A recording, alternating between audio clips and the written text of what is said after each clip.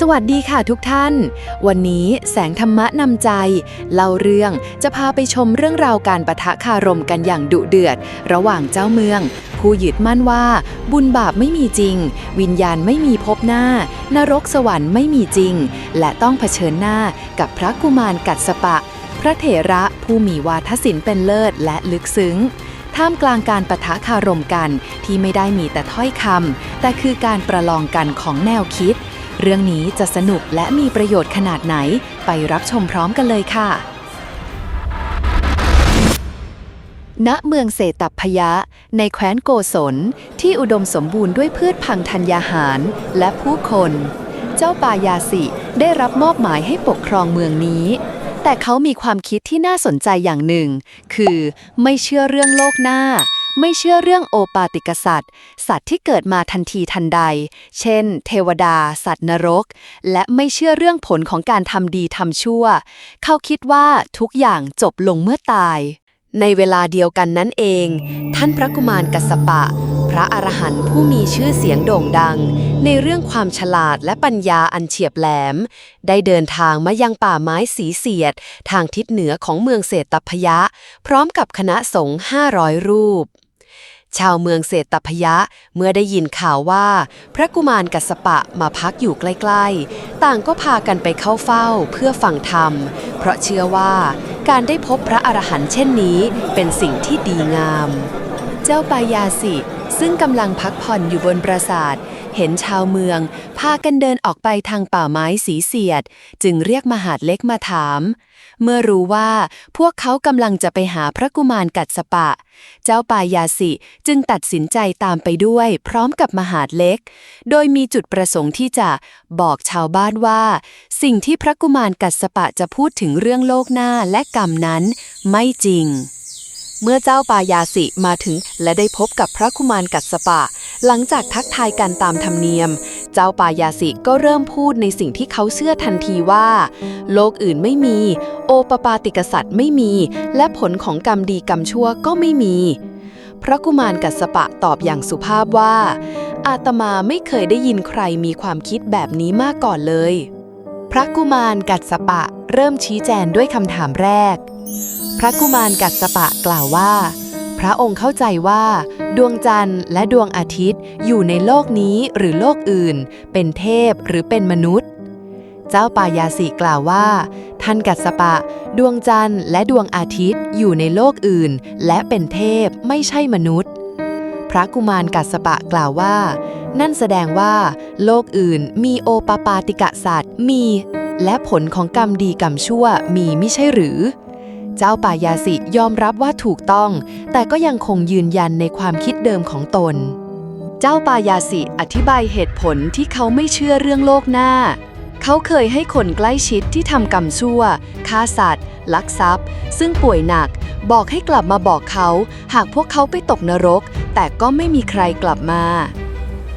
เขาเคยให้คนใกล้ชิดที่ทำกรรมดีไม่ฆ่าสัตว์ไม่ลักทรัพย์ซึ่งป่วยหนักบอกให้กลับมาบอกเขาหากพวกเขาไปเกิดในสวรรค์แต่ก็ไม่มีใครกลับมาพระกุมารกัสสปะโต้แย้งด้วยอุปมาโจร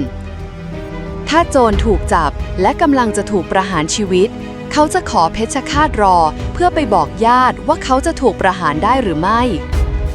เจ้าปายาสิกล่าวว่าไม่ได้เพชฌฆาตต้องประหารทันทีพระกุมารกัสสปะกล่าวว่าแล้วทำไมคนทำชั่วที่ต้องไปนรกซึ่งทรมานยิ่งกว่าการถูกประหารจะมีเวลามาบอกพระองค์ได้และคนทำดีไปสวรรค์ซึ่งมีความสุขยิ่งกว่ามนุษย์จะอยากกลับมาในที่ที่สกปรกน่ารังเกียจเพื่อบอกพระองค์หรือเจ้าปายาสิยังคงยืนยันความคิดเดิมโดยอ้างว่าเขาไม่เคยเห็นโลกหน้าหรือสัตว์ในโลกหน้าพระกุมารกัสสปะจึงยกอุปมาคนตาบอดแต่กำเนิดว่าคนตาบอดตั้งแต่เกิดย่อมมองไม่เห็นสีต่างๆเขาจะบอกว่าสีไม่มีจริงหรือเจ้าปายาสิกล่าวว่าไม่ถูกเพราะสีมีอยู่แต่เขาตาบอดจึงมองไม่เห็นพระกุมารกัสสปะกล่าวว่าเช่นเดียวกับพระองค์โลกอื่นมีอยู่แต่การจะเห็นโลกอื่นนั้นต้องใช้ตาทิพย์ ไม่ใช่ตาเนื้อของมนุษย์สมณพราหมณ์ผู้ปฏิบัติธรรมอย่างจริงจังเท่านั้นจึงจะเห็นได้เจ้าปายาสิทธิ์ยังคงอ้างว่าเขาเห็นสมณพราหมณ์ผู้มีศีลธรรมดีงามแต่ก็ยังอยากมีชีวิตอยู่ไม่ยอมฆ่าตัวตายเพื่อไปสู่สิ่งที่ดีกว่าแสดงว่าไม่มีโลกหน้าจริงพระกุมารกัสสปะตอบด้วยอุปมาสตรีมีครรภ์ว่าหญิงคนหนึ่งแหวกท้องตัวเองเพื่อดูว่าลูกในครรภ์เป็นชายหรือหญิงสุดท้ายก็ทำลายทั้งตัวเองและลูกในครรภ์พระกุมารกัสสปะกล่าวว่าสมณพราหมณ์ผู้มีศีลธรรมจะไม่เร่งให้อายุตัวเองสิ้นไปเพราะชีวิตของพวกเขามีค่ามีประโยชน์ต่อการสร้างบุญและช่วยเหลือผู้อื่นจำนวนมากเหมือนกับคนฉลาดที่ไม่ยอมทำลายสิ่งที่ยังไม่ถึงเวลาเจ้าปายาสิอ้างว่าเขาเคยสั่งให้ราชบุรุษนำโจรมาใส่หม้อปิดฝามัดแน่นแล้วเผาเมื่อเปิดออกมาก็ไม่เห็นชีวะออกมาหรือเมื่อชั่งน้ำหนักคนเป็นแล้วเทียบกับคนตายคนตายมีน้ำหนักมากกว่าแสดงว่าไม่มีชีวะหรือวิญญาณออกไปพระกุมารกัสสปะโต้แย้งว่าอุปมาเรื่องคนหลับฝันว่าเมื่อพระองค์ฝันเห็นสิ่งต่างๆขณะหลับคนที่เฝ้าดูแลอยู่ก็ไม่เห็นชีวะของพระองค์เข้าออกใช่หรือไม่คนที่ยังมีชีวิตอยู่ยังมองไม่เห็นชีวะของกันและกันแล้วจะเห็นชีวะของคนตายได้อย่างไรและอุปมาเหล็กร้อนว่าเหล็กร้อนจะเบาและดัดง่ายกว่าเหล็กเย็นเช่นเดียวกับร่างกายที่มีวิญญาณมีพลังงานอยู่ย่อมเบาและเคลื่อนไหวได้ง่ายกว่าร่างกายที่ไร้วิญญาณเจ้าปายาสิยังคิดอ้างว่าเขาได้ลองผ่าร่างกายของโจรออกเป็นส่วนๆเพื่อหาชีวะแต่ก็ไม่พบพระกุมารกัสสปะจึงตอบด้วยอุปมาการเป่าสังว่าชาวบ้านพยายามทำให้สังส่งเสียงโดยการจับหงายคว่ำเคาะแต่ก็ไม่มีเสียงจนกระทั่งคนเป่าสังมาหยิบขึ้นมาเป่าเสียงจึงดังขึ้นพระกุมารกัสสปะกล่าวว่าสังจะส่งเสียงได้เมื่อมีคนมีความพยายามและมีลมเช่นเดียวกับร่างกายของเราที่เคลื่อนไหวได้เห็นได้ได้ยินได้เพราะมีอายุไออุ่นและวิญญาณหากไม่มีสิ่งเหล่านี้ร่างกายก็เป็นเพียงซาก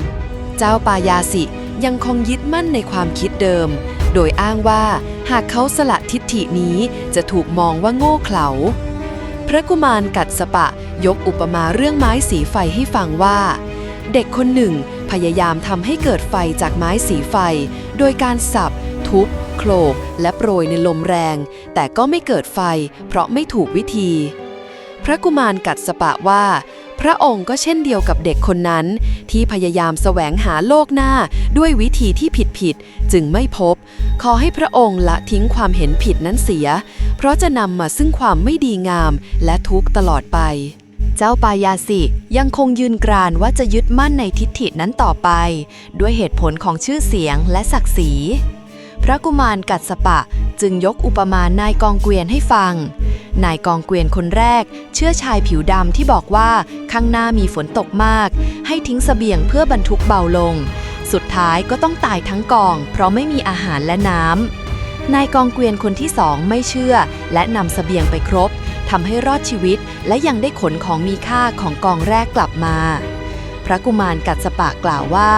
พระองค์ก็เช่นเดียวกับนายกองเกวียนคนแรกที่ยึดมั่นในความคิดผิดจะนำพาตัวเองและคนรอบข้างให้พินาศด้วยเจ้าปายาสิยังคงดื้อรั้นยึดติดในทิฏฐินั้นด้วยเหตุผลเดิมๆพระกุมารกัสสปะจึงยกอุปมาคนทูลห่ออุจจาระว่าชายเลี้ยงหมูคนหนึ่งเห็นอุจจาระแห้งจำนวนมากจึงนำมาผูกเป็นห่อทูลไว้บนศีรษะแม้จะเปื้อนเปอะไปทั้งตัวและมีกลิ่นเหม็นแต่เขากลับภูมิใจและคิดว่าอุจจาระนั้นมีประโยชน์พระกุมารกัสสปะกล่าวอีกว่า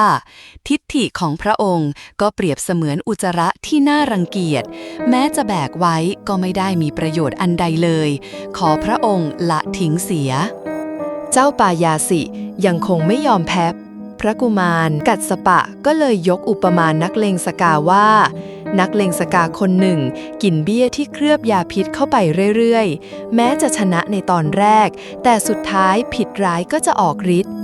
การยึดมั่นในทิฏฐิผิดๆของพระองค์ก็เปรียบเสมือนการกลืนยาพิษแม้ตอนนี้จะยังไม่เห็นผลแต่ในอนาคตก็จะนำพามาซึ่งความทุกข์เจ้าปยาสิยังคงยืนกรานด้วยเหตุผลเดิมพระกุมารกัสสปะจึงยกอุปมาสุดท้ายคือคนหอบเปลือกป่านว่าสหาย2 คนออกเดินทางหาทรัพย์คนแรกรู้จักเลือกของมีค่ามากขึ้นเรื่อยๆเปลือกป่านได้ป่านผ้าป่านทองส่วนอีกคนยึดติดกับเปลือกป่านที่ไม่มีค่าและไม่ยอมทิ้งการยึดมั่นในทิฏฐิที่ไม่มีประโยชน์ของพระองค์ก็เหมือนกับคนหอบเปลือกป่านที่ไม่ยอมทิ้งเพื่อแลกกับทองคำที่ดีกว่าในที่สุดเจ้าปายาสิก็ยอมแพ้และเปลี่ยนความเห็นเจ้าปายาสิได้กล่าวว่าอุปมาของท่านกัสสปะเพียงข้อเดียวก็ทำให้โยมเข้าใจแล้วที่โต้แย้งมาทั้งหมดก็แค่อยากฟังปัญญาของท่านเท่านั้นโยมขอถึงพระรัตนตรัยเป็นที่พึ่งตลอดชีวิตเจ้าปายาสิยังได้ถามถึงวิธีการบูชายันที่ถูกต้องเพราะเขาต้องการทำบุญให้ได้ผลมากพระกุมารกัสสปะตอบว่าการบูชายันที่แท้จริงคือการไม่ฆ่าสัตว์ไม่ทำให้ผู้อื่นเดือดร้อนและให้ทานแก่ผู้มีสัมมาทิฏฐิเปรียบเหมือนการหว่านพืชดีลงในนาดีย่อมได้ผลมากเจ้าปายาสิเริ่มให้ทานแก่สมณพราหมณ์คนกำพร้าและคนยากไร้แต่เขายังให้ทานแบบไม่เคารพโดยให้แค่ปลายข้าวกับน้ำผักดองและผ้าหยาบๆซึ่งแม้แต่ตัวเขาเองก็ไม่ต้องการสัมผัสอุตรมานพผู้เป็นเจ้าหน้าที่ดูแลการให้ทานของเจ้าปายาสิรู้สึกไม่สบายใจจึงอธิษฐานว่าด้วยผลทานนี้ขอข้าพเจ้าอยู่ร่วมกับเจ้าปายาสิในชาตินี้เท่านั้นอย่าได้อยู่ร่วมกันอีกในโลกหน้าเลยเจ้าปายาสิรู้เข้าจึงเรียกอุตระมาถามและสั่งให้จัดเตรียมอาหารและผ้าอย่างดีเหมือนที่เขาใช้เองผลของกรรมเจ้าปายาสิด้วยการให้ทานแบบไม่เคารพหลังจากตายแล้วไปเกิดเป็นเทวดาชั้นจาตุมหาราชในวิมานที่ว่างเปล่าชื่อเสรีสกวิมานคือเป็นเทวดาที่ไม่มีบริวารอุตรมานพด้วยการให้ทานอย่างเคารพหลังจากตายแล้วไปเกิดเป็นเทพชั้นดาวดึงซึ่งดีกว่าชั้นจาตุมหาราชต่อมาท่านพระขวัมปติได้ไปพักที่เสรีสกวิมานและได้พบกับปายาสิเทพบุตรพระขวัมปติได้ถามว่าท่านคือเจ้าปายาสิใช่หรือไม่ที่เคยมีความเห็นว่าโลกหน้าไม่มีปายาสิกล่าวว่าใช่ขอรับแต่พระกุมารกัสสปะได้ช่วยให้ข้าพเจ้าละทิ้งความเห็นผิดนั้นแล้วพระขวัมปติถามต่อว่าแล้วอุตรมานพไปเกิดที่ใดปายาสิเทพบุตรกล่าวว่าอุตรมานพไปเกิดเป็นเทพชั้นดาวดึงเพราะเขาให้ทานอย่างเคารพส่วนข้าพเจ้าได้แค่วิมานว่างเปล่านี้เพราะให้ทานแบบไม่เคารพปายาสิให้ไปบอกมนุษย์ทั้งหลายว่าจงให้ทานโดยความเคารพให้ด้วยมือตนเองให้ด้วยความนอบน้อมอย่าให้ทานแบบโยนทิ้ง